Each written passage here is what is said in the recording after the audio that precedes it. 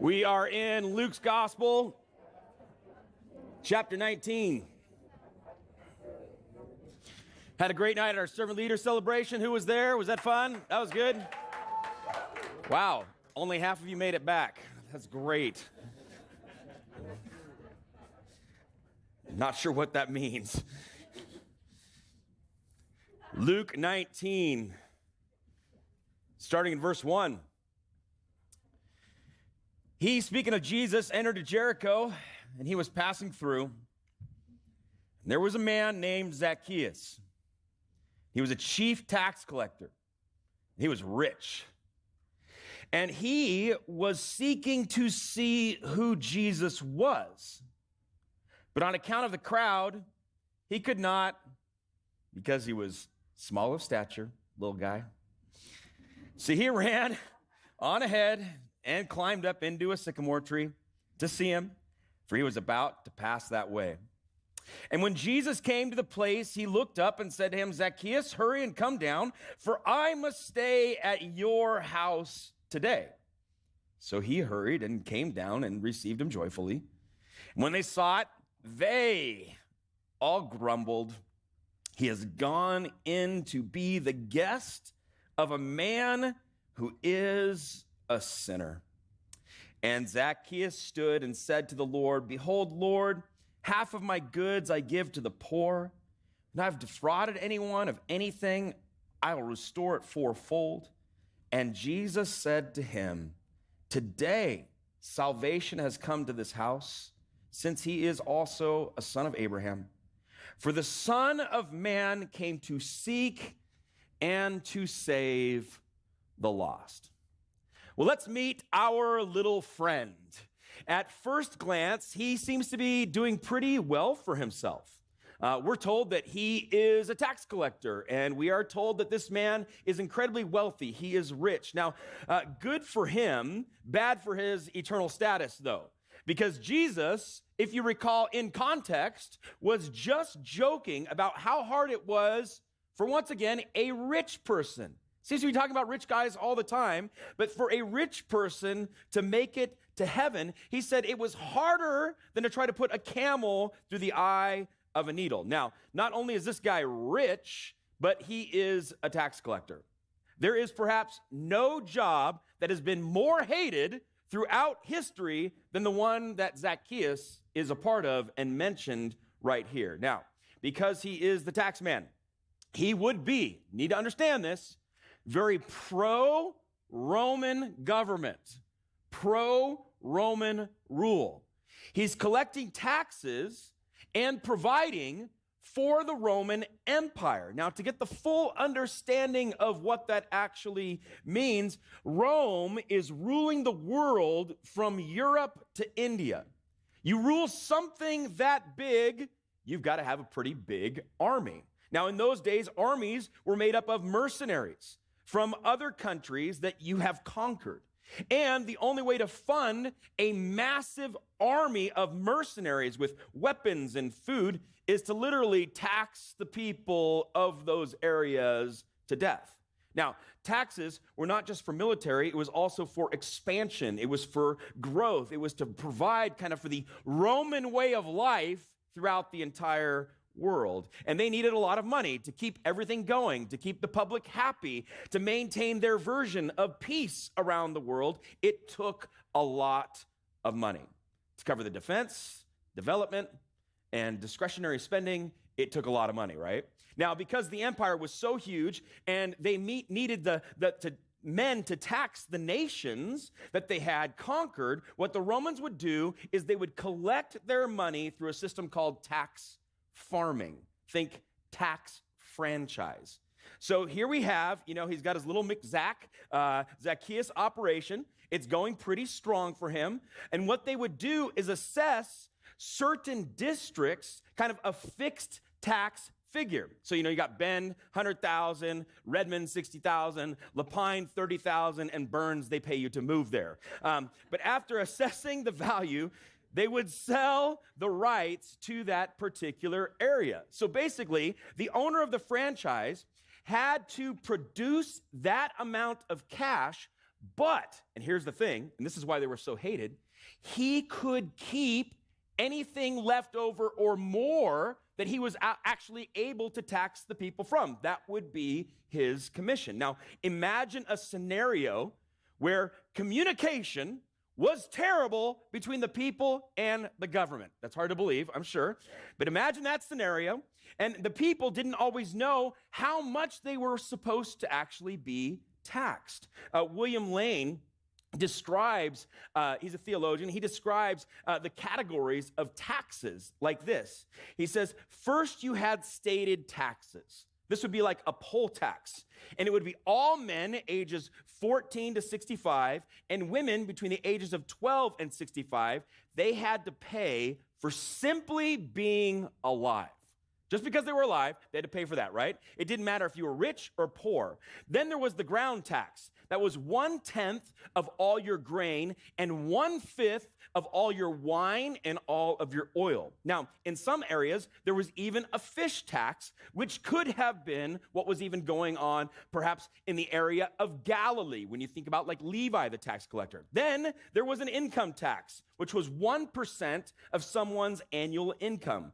Those were all stated, super clear, you had to do that. In these areas, it was kind of a little bit tougher for the extortion thing to go on, but then there was a second area. And this area, well, it was a little bit more shady. You had taxes on duties and tolls. You would pay separate taxes for using roads, for docking in the harbor. There was a sales tax on certain items, as well as import and export taxes. And these were taxes that you would even, at times, they would collect on carts on the road, a tax for each wheel that was actually even on the road. So this system was easily exploited, and extortion was kind of the norm. Think about it like this. Any of you gotten a ticket from the downtown Bend ticket guys? Any of you gotten one of those things? Imagine if the Bend parking guys made their living off of, well, whatever little extra they wanted to put on top of that, and you couldn't even fight them about how much more they were doing. It was absolutely brutal. That's what's going on here with Zacchaeus. That is who he is. He's making money off his own people to give to a brutal kind of a dictatorship, right?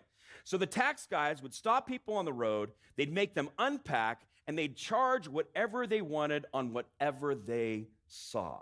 And if they couldn't pay, they were nice enough to give you a loan themselves on a really high interest rate, making even more money off of putting people in debt. So today we kind of joke about the tax man, but in Zacchaeus' day, the tax guys, they were really, really hated. Like the community hated you.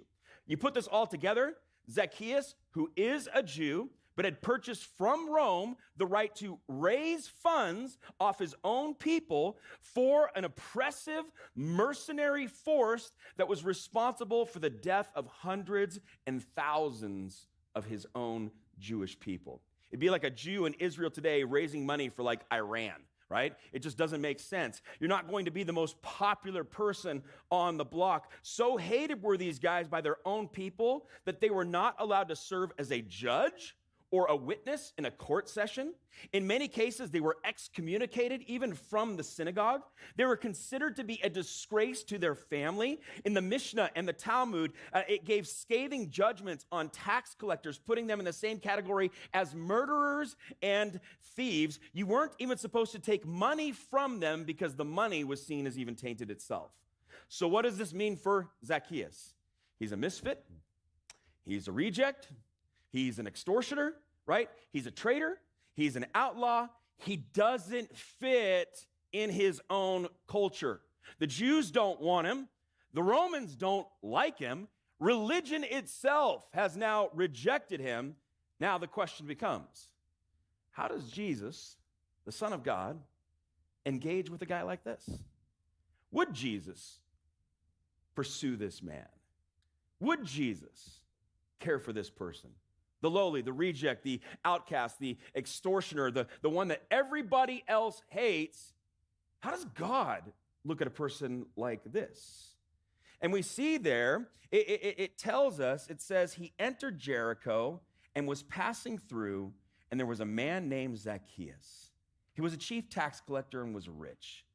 And he was seeking to see who Jesus was, but on account of the crowd, he could not because he was small of stature, SOS. So he ran on ahead and climbed up into a sycamore tree to see him, for he was about to pass that way. Now, this is kind of funny. Like, if you are going to have your name forever remembered in a book that will never end, he is now known not just as a tax collector and a rich man, but is known for being small of stature. Think like, he's like Danny DeVito. That's kind of what I think of when I think of this here. So we have Zacchaeus the Hobbit, and he is just trying to get a glimpse, like, of Jesus. Now, my guess is word had traveled through town because if you remember last week, Jesus had just done what? He had just healed someone as he was coming into the area of Jericho. So now you have to imagine, just by word of mouth, like people are starting to hear that Jesus, that guy from Galilee, is headed to Jerusalem and he is passing through and somebody has just been touched and healed. So you have to imagine now the streets are all just coming out to get a look, right? We're talking about Jesus, the spectacle right here. Jesus, kind of the circus show. What else will he do? What will we see him do? And so here is Zacchaeus. He really wants to see Jesus, but he can't. Why? Well, he's kind of vertically challenged. There's a lot of people in front of him, and he's got a problem. Now, what's a bit interesting here is that when someone is short, for all you short people out there, you know how this goes. You typically don't mind if someone is shorter than you standing in front of you, right? Short people get cuts to the front, right? Even if somebody like crowds in, you're trying to watch a concert or a sporting event. Like if they're here and you're here, it's okay, right? No big deal. Now, if somebody tall gets in front of you, you're like, hey, man, come on, get out of my way. But this guy, short guy, trying to get a glimpse of Jesus, trying to get through the crowd, they won't let him in. What does this mean? You can kind of feel the animosity of the hometown crowd towards Zacchaeus. This crowd won't let Zacchaeus in anywhere. Why? They hate him. They don't like him. They're literally closing him off and shutting him out from seeing Jesus. So because of that, he ran ahead. Now, this was a little strange because in that culture, men didn't run. You just didn't. I mean, and even in our culture, unless there's a large animal involved, we usually don't run, right? Well, he takes off running. Then he does something even stranger. He does what? This is weird, right? He climbs a tree. I mean, this whole scene is like Disney-worthy comedy, SNL-like moment here where you have like Bilbo Baggins running down the street trying to climb up in a tree to catch a view of Jesus. Can you see him jumping up and down just to try to reach that first branch or whatever that was? I mean, it's comical. And finally, he gets to a place where he, shimmies on up that little tree there. Now, something happens. As he's looking out and he's seeing Jesus come by, think about what happens. Zacchaeus had to climb a tree here to get above the crowd, the Jesus followers, the people that are watching the spectacle, to even see Jesus. And I want you to think about this.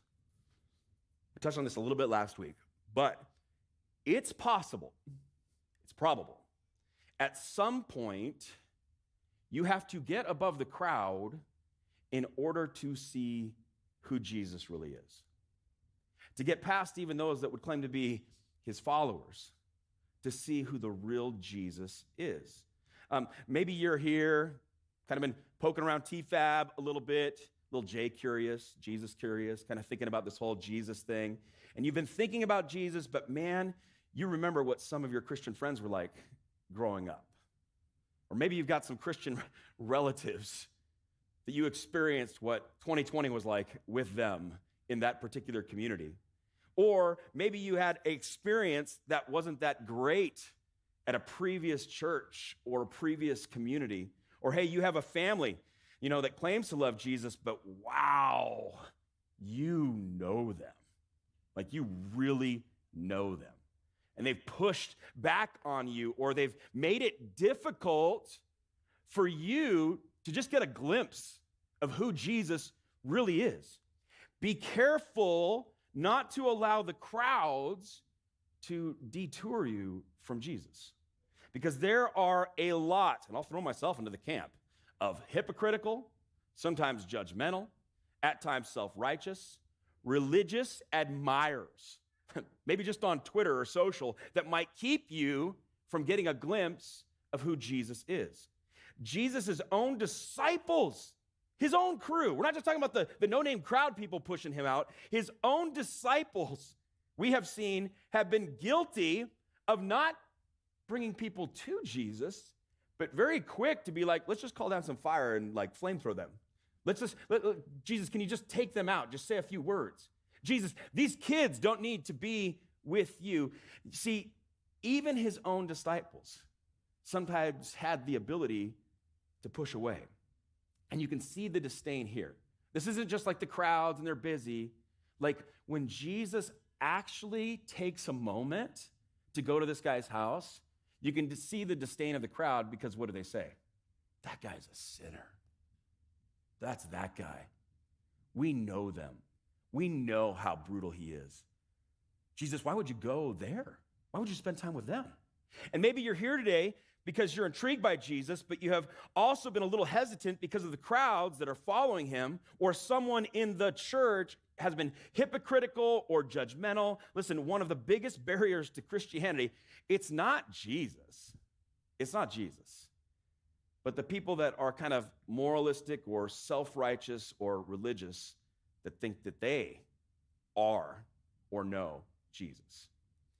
What happens is if that seems like the majority of what Christians are, then people step back and they're like, hey, I don't want that. I mean, kind of interested in this Jesus character, but like that, I don't want that. People will reason even in their own minds, if Christianity is true, it couldn't possibly produce a people like that, could it? But it seems like it's producing a lot of people like that. Therefore, Christianity in their minds can't possibly be true. Listen, Christianity is not the crowd. It is the Christ.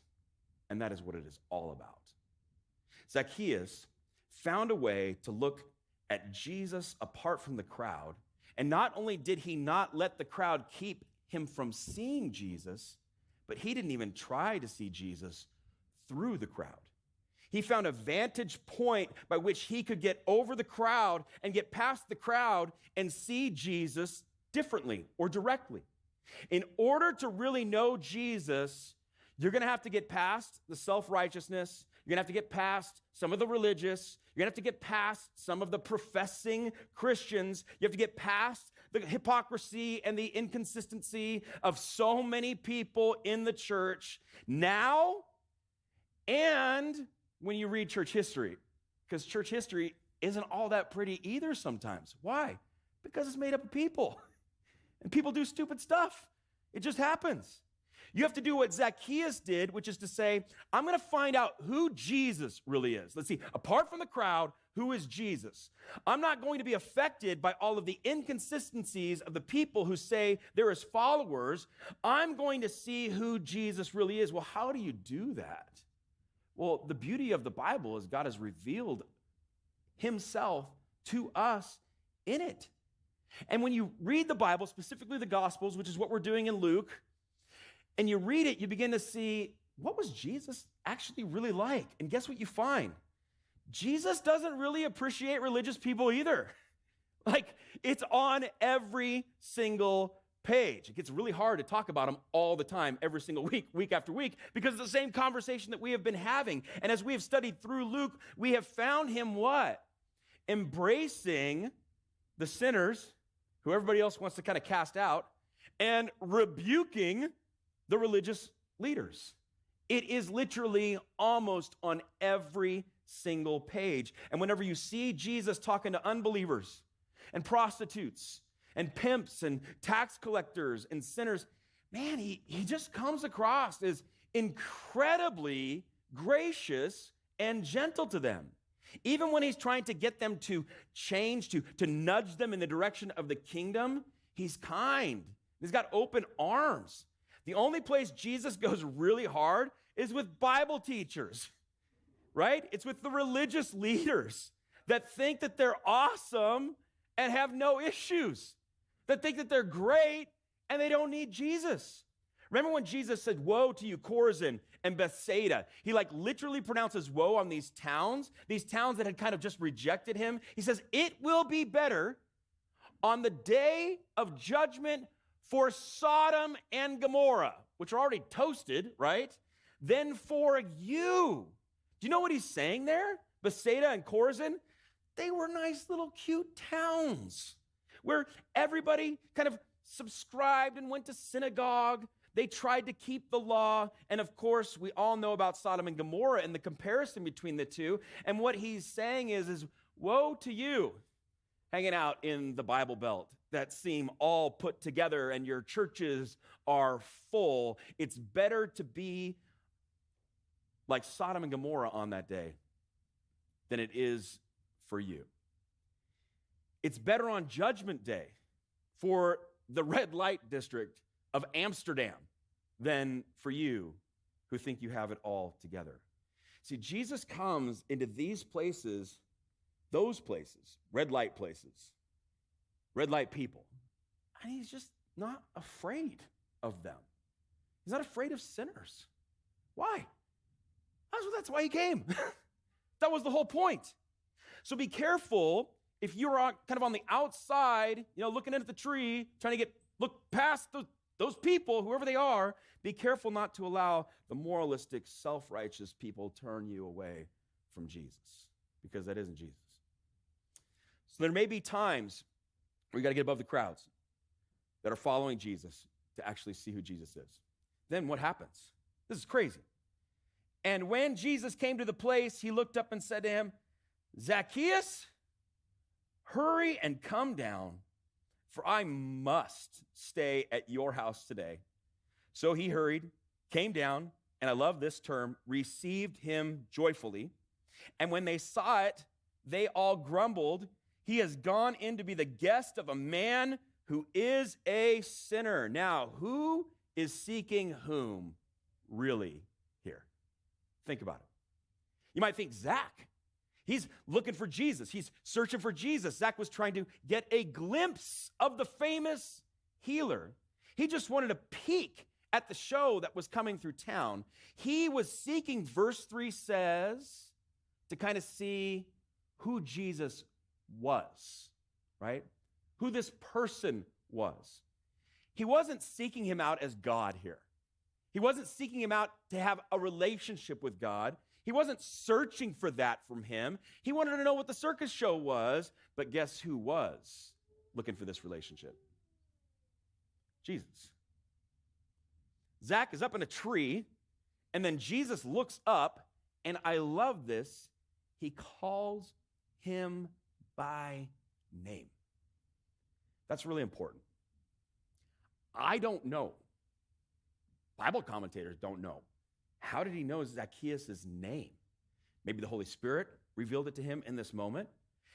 Maybe Zacchaeus was just that notorious that everybody kind of knew who the tax man was in that. Maybe Jesus had been taxed by him at some point. We don't know, but Jesus sees him and he calls him out, Zacchaeus. And this is what Jesus does. He calls people by name. Those of you who are followers of Jesus, Jesus called you by name. There are billions of people on earth, but the Bible says he knows your name every day of your life. The Bible even says he knows every hair on your head, which is easier for some than others, right? But he knows them all. He knows you. And Jesus still calls by name. And if you're here today and you're not a Christian, let me say this. You are not here by accident. It wasn't just a friendly invitation. You are here because the God of the universe is calling you by name. He's calling you to himself. He's calling you to get to know him for who he really is. And when Jesus calls Zacchaeus, he calls him into a friendship, and he does it openly and publicly. He wasn't scared to go to Zacchaeus' house. He wasn't worried about what the people might say about him if he does go to his house. He says, Zacchaeus, I'm coming over, and you better have some good food. So I'm coming, because Jesus likes to eat, right? He's eating with people all the time. Now, this may seem rude at first, like Jesus invites literally himself and 12 other people, right? So we've got 13 people that he is inviting to come to dinner. It's a big event. It's probably the most people Zacchaeus ever had at his house because nobody likes Zacchaeus, right? So here, Jesus says, I am coming over for dinner. I mean, really, how many people did Zacchaeus ever hang out with? Probably not a lot, because as a tax collector, he had like social distancing built into his life. Furthermore, Jesus does this in front of the crowd. Jesus is telling everyone, Zacchaeus, as of this moment, we have a friendship. Because when you share a meal with someone in that culture, in that community, it meant more than just like a friendly dinner. It was friendship. It was communion. It was community. And Jesus is telling everyone, Zacchaeus is at this moment my friend. I love Zacchaeus. Been looking forward to spending time with Zacchaeus. And that is amazing. See, this is what Jesus does for sinners. He pursues them. He calls them by name. He invites them into friendship. He initiates the relationship with us.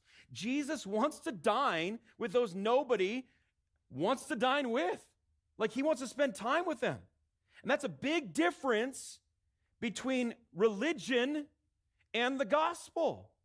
See, religion says, I'm searching for God. Religion says, I'm seeking after him. Religion says, I'm looking for him. Where is he? And what's wrong with him? Because I've been trying.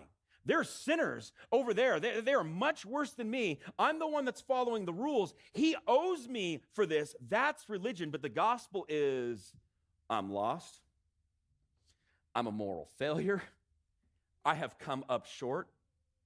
I'm not really even looking for God, but all of a sudden, God has come looking for me. And do you notice something? Zacchaeus does not say, Lord, I'd like to invite you into my life, but rather Jesus says, Zacchaeus, open up, I'm coming in. I'm going to your home, buddy. I'm going to be spending time with you. In other words, the gospel is Jesus who has come to look for you.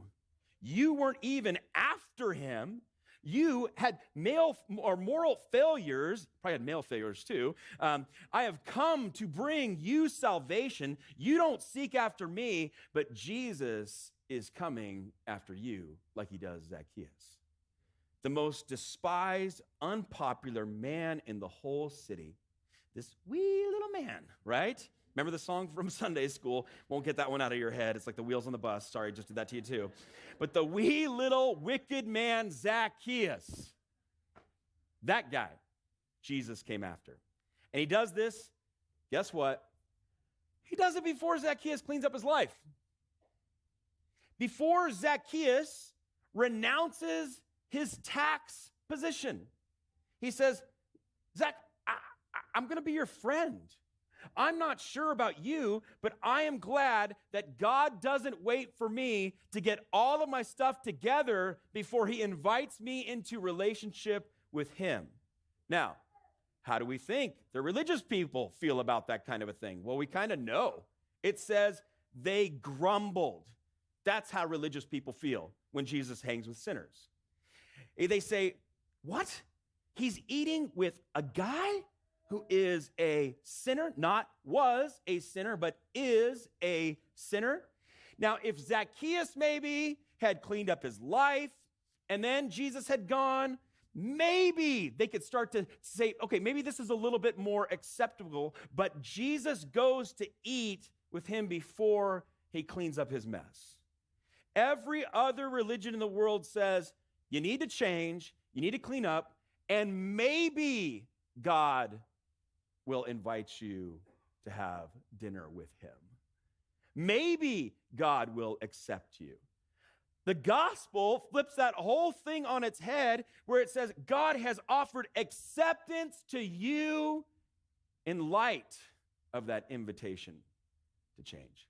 He says, you can come and be with me. You can come and sup with me. In the gospel, God's acceptance is not the reward for you getting it all together. Jesus himself for you, though, gives you power to be clean. When you see this, Jesus, this friend who is for you, who is loving you, who are at times unlovable, who knows you by name, who knows everything about you, and you see his grace and his generosity, that is powerful. That work that he does has the ability to change you and to produce fruit in you. And we see something happen immediately in Zacchaeus' heart. What happens? It says, verse 8, and Zacchaeus stood and said to the Lord, behold, Lord, half of my goods I give to the poor. And if I have defrauded anyone of anything, I restore it fourfold. And Jesus said to him, today salvation has come to this house, since he also is a son of Abraham, for the Son of Man came to seek and to save the lost. I love that Jesus says salvation has come to this house. See, religion points outward and says, Zacchaeus, go do, and then you can obtain salvation. But Jesus in the gospel says, Zacchaeus, salvation just come to you. Like it's just here. It just walked in, it was free, and it was a gift to you. He has faith in God like Abraham did, and it's that faith that makes him a son of Abraham, not the fact that he was Jewish. So he enters into the children of faith because of the father of faith, because of the great father who gave his son and sent him to Zacchaeus' house. He has faith in God like Abraham did. His belief in Jesus then had a significant impact on his heart. Like something happened to this guy. This is like Zacchaeus' Grinch moment where his heart grew like 3 sizes that day, right? Like it goes over and excessive. The generosity that God had showed to him made him a radically generous person. Anyone he'd stolen from, he says, you know what? I'm going to restore that fourfold. That's massive. That is a lot, because he'd probably stolen from a lot of people. The Levitical law said that if you stole from someone and got caught, you were supposed to repay them only adding 20%. There was only one situation in which you would repay it back 4 times, and that is if somehow you were able to steal somebody's cow, right? Because, you know, that causes like utter financial ruin. That was horrible. It's really bad. Could probably milk it a little further, but I'm not going to do it. Zacchaeus is not giving this money back because he has to. He's just not. But because he actually wants to. There is nothing in the Bible about giving 50%. In fact, nowhere in this story does Jesus even command him to go do this. This is just something that Zacchaeus is now, as his heart has been changed, as salvation has come to his home, as he realizes the radical generosity of Jesus, he's like, man, how can I not be radically generous in return? He almost seems giddy and happy to do it. The guy that was willing to sell out his family to get money is now giving it away. What happened to Zacchaeus? Money no longer was his idol. Money no longer was his God. Our little hobbitses, right? Zacchaeus has found a greater precious than money, and it was Jesus. He saw that Jesus was greater, a greater God than money could ever be, that Jesus loved Zacchaeus. Money could not do that for him. Zacchaeus could love it. It could not love him back. And Jesus forgave Zacchaeus and pursued after Zacchaeus, even when Zacchaeus had failed him. Money couldn't do that and wouldn't do that. Zacchaeus' attitude towards his money now has totally changed. We know his attitude toward his money has changed because his actions toward his money has now changed. Zacchaeus previously worshiped money as the greatest thing life had to offer. That's why he was willing to steal and lie and hurt his own people for it, because he loved money more than anything. Money was his ultimate. But now he has met someone better than money. Jesus, who was rich, Corinthians says, beyond what we can even fathom, became poor beyond our level of understanding. He gave up everything. He became human. He became a servant. He was cast out from the Father. He became poor for you, that we might be rich. Zacchaeus didn't become generous because Jesus had commanded him. He became generous because he wanted to. One afternoon with Jesus did more than 1,000 sermons on the law of giving. He'd heard those. The gospel changes the heart, releasing people from their idols, and causes you to actually care about your neighbor. Zacchaeus' story, our story, we get a picture of what Jesus did for us. Zacchaeus deserved to be despised, yet Jesus invited him into warmth and fellowship, paying him the highest social compliment of his day. Jesus had to be so popular coming into Jericho. You have to imagine this. He's got crowds of people that want him to eat with them. And yet, he went and ate with Zacchaeus. And this is what Jesus did for us. We deserve scorn. He gave us grace. We deserved rejection. God invited us into fellowship. Isaiah 51:17 says, he drank the cup of judgment so that you and I, we see, get this amazing cup of joy. Zacchaeus climbed a tree because he was despised. Jesus would die hanging on a tree. Deuteronomy 21:23 says, cursed is everyone who is hung on a tree. And the Jews regarded everyone who died hanging on a tree to be cursed and forsaken by God. Do you see what happened? Jesus, just days before he's about to go to the cross, we're getting close, traded places with Zacchaeus. Zacchaeus got the warmth of fellowship because Jesus got the scorn of derision. Zacchaeus got the joy. Jesus took the pain. Just a small taste of that turned Zacchaeus into what we now see as the most generous man in the New Testament. How much more should our experience with the gospel change us? And the only way our wee little stingy, fearful hearts will change is by looking over and over and over to who Jesus really is and what he really accomplished for you and I at the cross. And when that happens, you won't need to be commanded to give like Zacchaeus. You'll just give without a command. People that meet the generosity of the real Jesus don't have to be coerced, but they just are generous. And it matters. Like your generosity to others matter. In just a moment, Jesus goes into a parable. I'm not going to read it today. We're finishing on this right here. But he goes into this parable where he says, okay, there was a guy who went to like a far off country, right? And he left some people there. He gave them each a certain amount of money.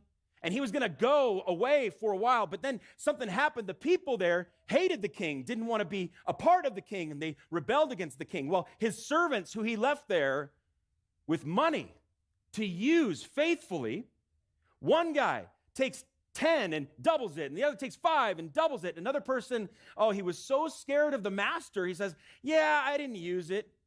And Jesus comes back. And he lets them know that the person that had done well with 10 is going to have more to be used. And the person that had done well with 5 will have more to be used. And the person that had just hid their money, had just put it in the sand because they were worried, it says he ends up giving that to the person that had 10. And all the people, the religious people, right, they're like, you can't do that. That's not fair. Well, that's because grace isn't fair, right? God's kindness isn't fair. We didn't deserve that. And then the people that hated him, it says in verse 27, oh, it's a really bad day in the Bible. As for these enemies of mine who did not want me to reign over them, bring them here and slaughter them before me. That's a bad day. That's the sternness. So yeah, there's a sternness and a strength to who God is and a righteousness, but then there's also this other side that he is way more gracious than any of us deserve. And honestly, that's the religious crowds. This parable is told right to the people that were right there with Jesus and Zacchaeus. I'd never seen that. It was right there. Why is that important?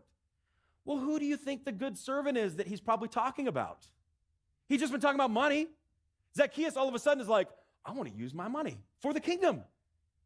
Is it not possible that the entire parable was also directed towards our little friend Zach? Oh, but it's not fair. He gets more. Isn't that just like Jesus to not just give us what we deserve, but to actually do more? In this short parable, we realize everything that you have is from him. And that's why Zach is simply saying, it's not even mine. I'll just give it away. And the crazy thing is, if you steward, God says there is reward. The reward is not salvation.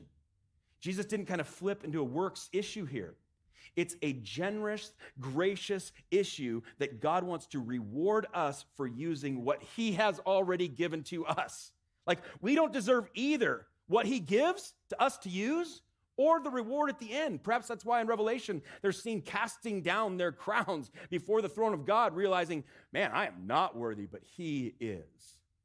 Today, what I want you to walk away with is this understanding. Know that you are loved way more than we deserve. Know that Jesus gave up all to come and pursue you.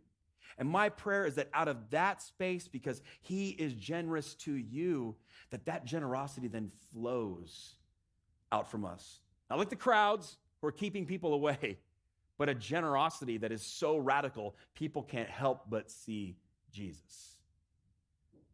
Because you and I have been forgiven by him. You and I can seek out restoration with others for him. Let's pray.